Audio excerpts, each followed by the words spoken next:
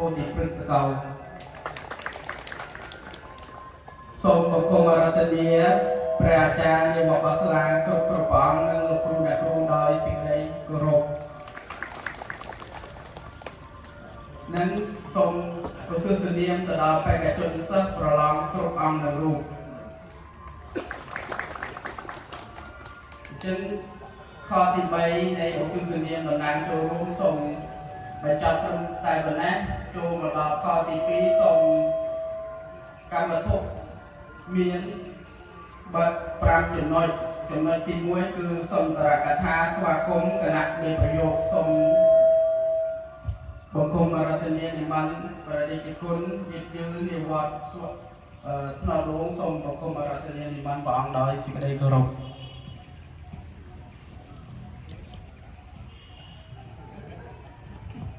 លើដោយប្រភូសូត្ររដ្ឋមេចាបការណាគ្រប់អង្គដោយសេចក្តីគោរពនិងសូមធ្វើសេចក្តីរាប់អានចំពោះ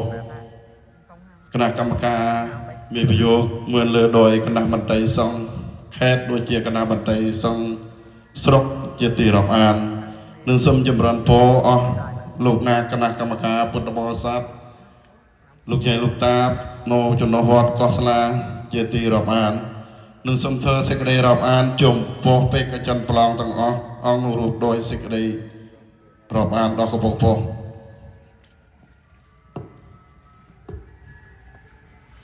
គណៈកម្មការមេប្រយោគនិងបេក្ខសិទ្ធិ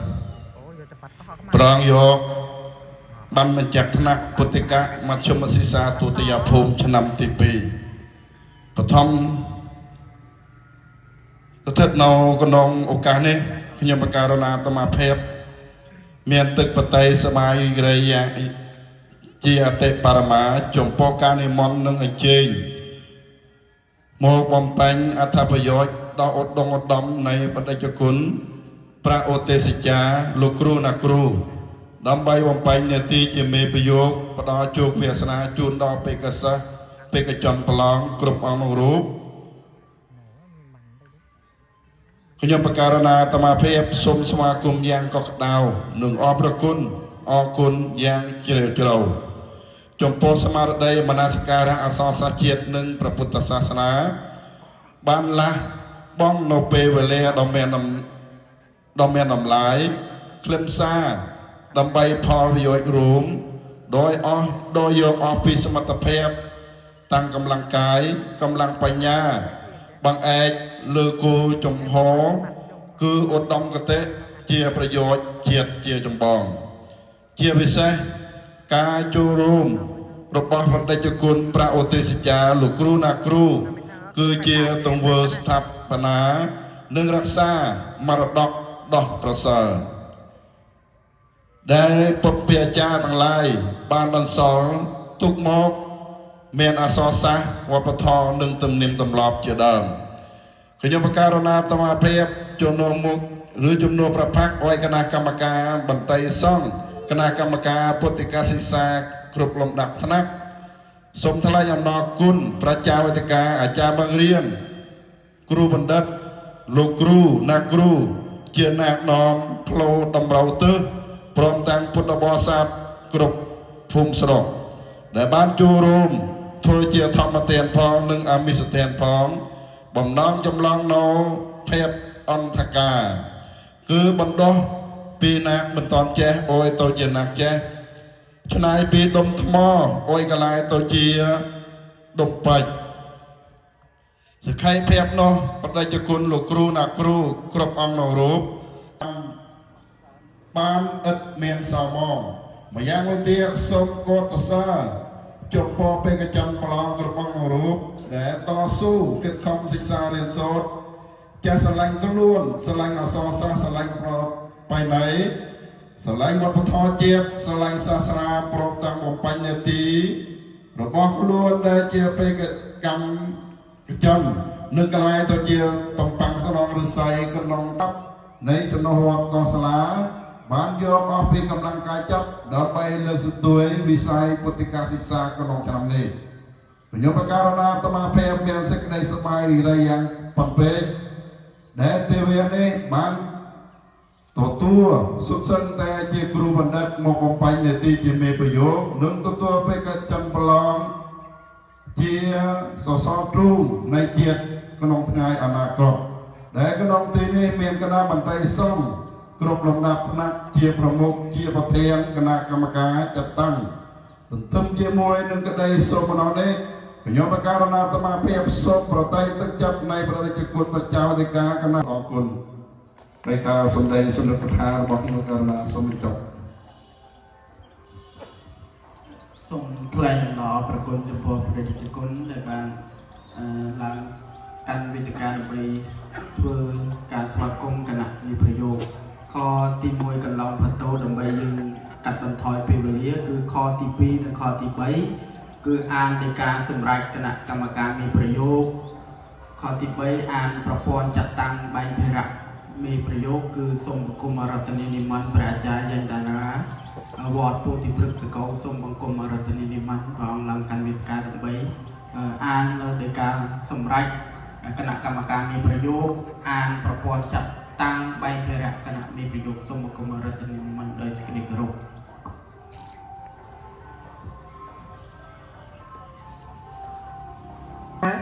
សមាជិកពុទ្ធិកាសិក្សាខេត្តអធិបតីរង 3 ប្រាជ្ញាយ៉ាងចន្ទរាអាចារ្យបង្រៀនវត្តកោលេខាស្រង់បន្ទុកទី 2 អនុគណៈកម្មការប្រចាំបន្ទប់ប្រឡង 1 ប្រាដេចប្រគុណតេងប់ផេនតាអាចារ្យបង្រៀនវត្តកោសាលាប្រធាន 2 ប្រាជ្ញាចូលថេងកឹង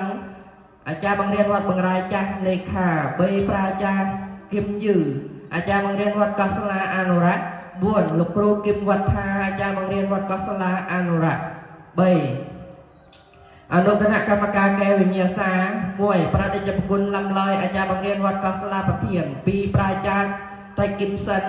អាចារ្យបង្រៀនវត្តកោសាលាលេខា 3 ប្រាជ្ញាគឹមងប់ធឿនអាចារ្យបង្រៀនវត្តកោសាលាសមាជិក 4 ប្រាជ្ញាថៃលឹងតឹងអាចារ្យបង្រៀនវត្តកោសាលា 5 លោកគ្រូគឹមកេនអាចារ្យបង្រៀនវត្តកោសាលា 6 លោកគ្រូគឹមងប់វាងអាចារ្យបង្រៀនវត្តកោសាលា 7 លោកគ្រូគឹមច័ន្ទគិរីអាចារ្យបង្រៀនវត្តកោសាលា 8 លោកគ្រូថៃងប់ភីម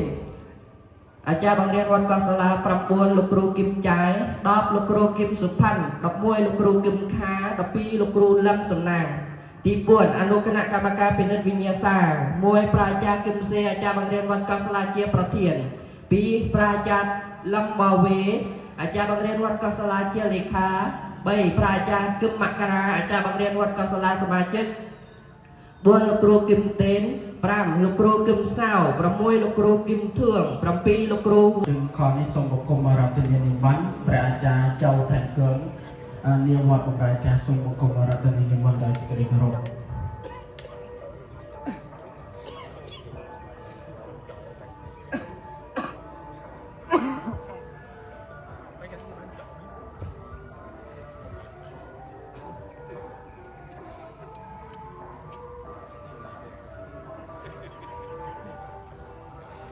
ពេលនៅក្រៅក៏ដូចជានៅក្នុងបន្ទប់ប្រឡងពេលកសិណត្រូវរក្សាសិលធម៌ឲ្យបានល្អគ្រប់ពេល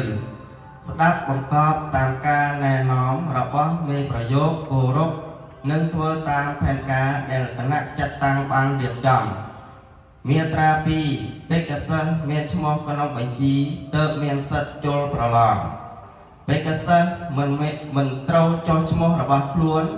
តែឲ្យអ្នកដទៃចូលមកប្រឡងចំនួនឡើយបេក្ខសិស្សត្រូវសរសេរនាមបញ្ញាតកតនាមនិងថ្ងៃខែឆ្នាំកំណើតទីកន្លែងកំណើតត្រឹមត្រូវតាមសម្បត្តិកំណើតអត្តសញ្ញាណបត្រក៏ដូចជាអត្តលេខរបស់2566ត្រូវនៅថ្ងៃទី3ខែធ្នូគ្រិស្តសករាជ2025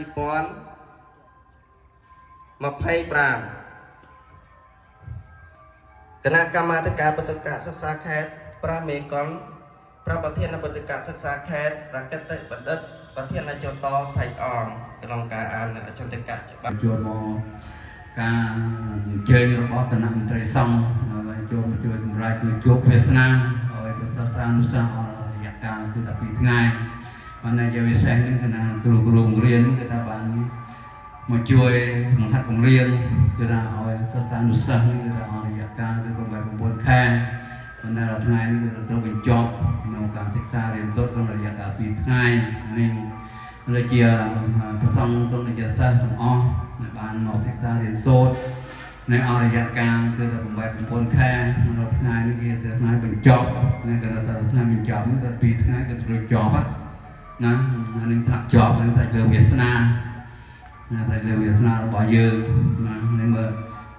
ហើយការរៀបរៀងគឺថាគណៈមន្ត្រីសំណាក់មេប្រយោគគេបានរៀបចំពេលលេខ1ពេលលេខ0រហូតដល់លេខ100គឺគេបានរៀបចំឲ្យត្រូវបាច់អស់ហើយនេះគឺរៀបចំទៅតាមដំណើររឿងណាយើងធ្វើត្រូវច្រើននេះឲ្យចាប់លេខ1បើយើងធ្វើត្រូវតិចឲ្យចាប់លេខ2ណាញ៉ោហើយបើថាណាចង់បានណាមិនរៀនហើយណាមិនប្រសង់សានុសិស្សទៅឲ្យប្រសង់ទៅឲ្យក្មេងក្រោយហើយបើថាយើងមិនធ្វើបានរៀននេះយើងចង់ឲ្យបានចាប់លេខកប៉ុតទីមីឡូហើយទឹកដោះហើយសកហើយញ៉ោយ៉ែតយើងយកមកសូកដើម្បីមានប្រយោជន៍ឲ្យចាប់លេខ1ណាញ៉ោហើយ រាចាតតេសង្ឃសុខទេវកតវានេវេតយងសាពេលោកាមយេសាតាជីវន្តាហារហេតុកាមនញ្ញភោចនាងសាពេលផន្តមមជេតសាទេហើយខនេះក៏បានកន្លងផតោជាងសូមបេក្ខជនសិស្សប្រឡងគ្រប់អង្គនឹងរូបសូមនិមន្តអញ្ជើញដើម្បីទៅកាន់បន្ទប់ប្រឡងសូមនិមន្តអញ្ជើញដោយតទៅលោកគ្រូអ្នកគ្រូទៅកាន់បន្ទប់អញ្ញាសាទាំងអស់គ្នាសូមអញ្ជើញនិមន្ត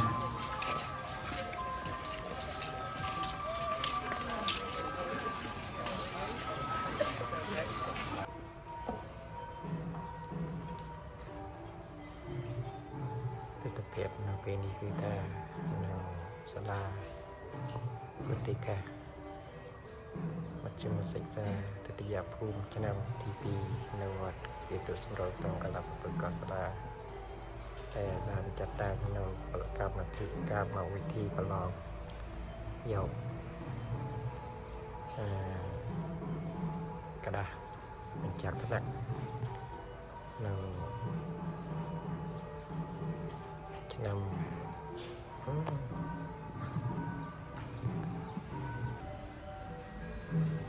នេះជាសកម្មភាពប្រសងរំតាំងយុវយុវតីសិស្សកំពុងតែប្រឡងថ្នាក់ទុតិយភូមិឆ្នាំទី2នាវត្តគេតុសម្រាប់តងកលបព្រឹកកោះស្លាហើយបានចូលវិញ្ញាសាទី4ដែរសិស្សរួមទាំងអស់មាន13អង្គនឹងរូបថ្ងៃទី1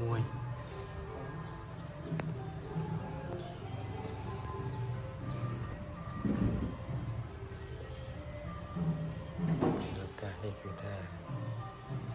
សមណៈសិស្សនិងបេក្ខសិស្សដែលកំពុងតែប្រឡងនៅឆ្នាំសិក្សា2025នៅក្នុងសាលាវត្តវិទុសម្រងតំកលពុទ្ធកោសាលាដោយអាស្រ័យរយៈកាលសិក្សាអស់ជាង10ខែពេលឱកាសនេះគឺថាប្រឡងដើម្បីបញ្ចប់នឹងការសិក្សានិងទទួលនឹងกระดาษបញ្ជាក់ថ្នាក់នៅឆ្នាំសិក្សាទិដ្ឋាភូមិឆ្នាំទី2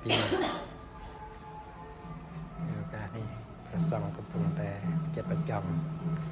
ធ្វើនៅសំណួរនិងបញ្ហាដែលចោទឆ្លើយក្នុងឱកាសនេះឃើញថាសិស្សរួមទាំងអស់មានសមណសិស្សនិងបេក្ខសិស្សយុវយុវតីសិស្សទាំងអស់មាន33អង្គរូប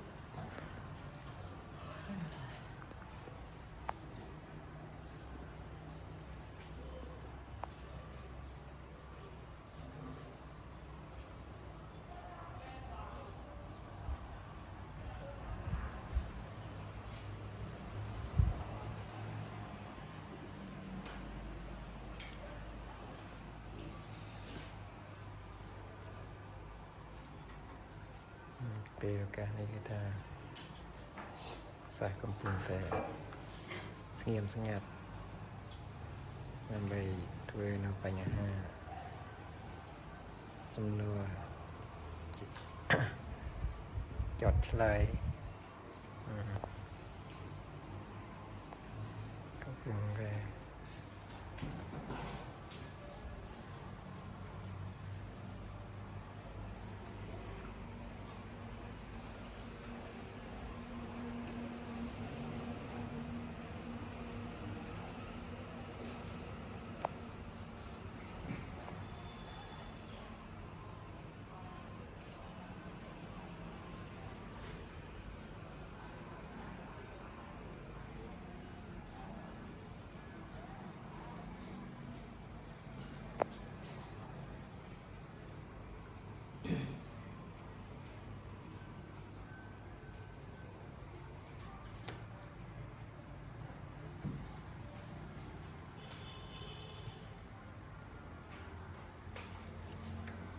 អត់ខ្មែរគ្រប់រូបតែងតែ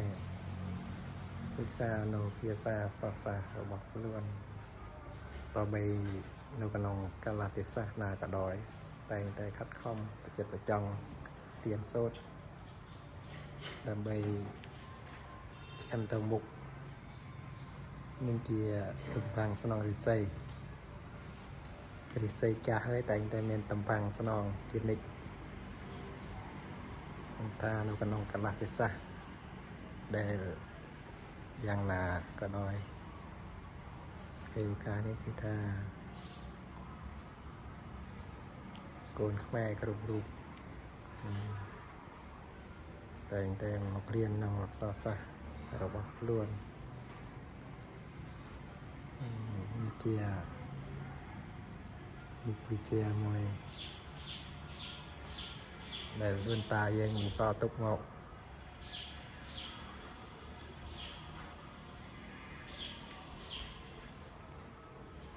ព្រះចាស់លោកពោលថាបើអក្សររលត់ជាតិនឹងរលាយអក្សរបណ្ណារាយជាតិតកែងតកានដូច្នេះបងប្អូនយុវ័នយុវតីសិស្សខំសិក្សាដើម្បីបន្តវេនរស័យចាស់ហើយនៅមានតំបាំងស្នង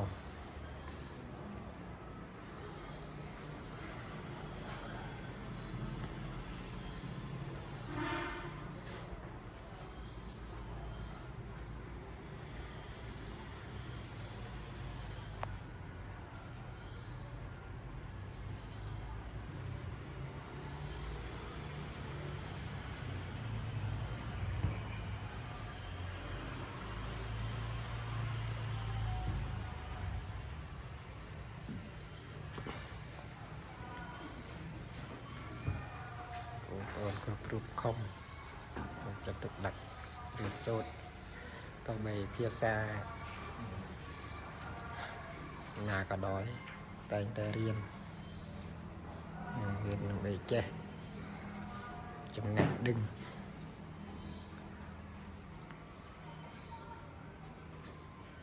ในក្នុងឱកាសនេះគឺថាបងប្អូនស្ងៀមស្ងាត់យកចិត្តទុកដាក់សរសេរនៅសំណួរបញ្ហាចោតឆ្លើយដែលគណៈមន្ត្រីសង្ឃបានរៀបចំដាក់មកដើម្បីឲ្យប្រឡងយកនៅសញ្ញាបត្រយកនៅกระดาษបញ្ជាក់ថ្នាក់នៅទស្សនៈភូមិឆ្នាំទី2ឈានឡើងទៅរៀនដល់ទស្សនៈភូមិឆ្នាំទី3ខាងមុខឆ្នាំខាងមុខទៀត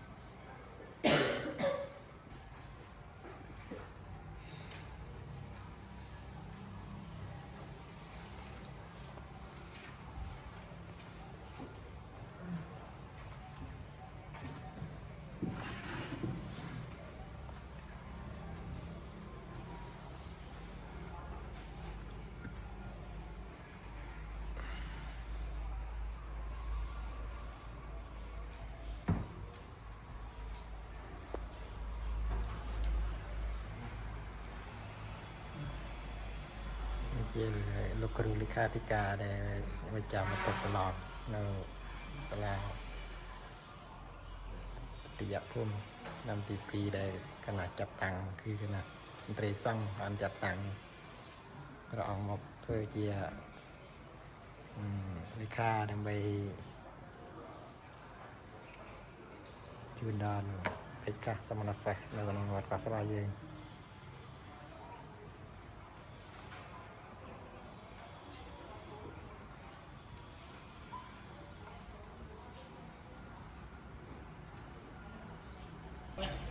ទុកនេះជាទិដ្ឋភាពនៃវត្តកោះស្លាពេលថ្ងៃរសៀលដែលព្រះសូរិយាកំពុងតែ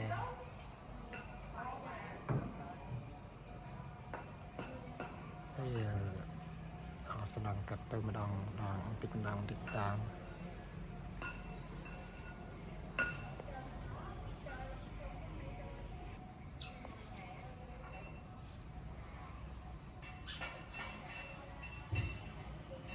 វត្តកោះស្លាយើងស្ថិតនៅឃុំតកៅខេត្តប្រតាំងកម្ពុជាក្រមវត្តកោះស្លាយើងកសាងបានជាង500ឆ្នាំហើយ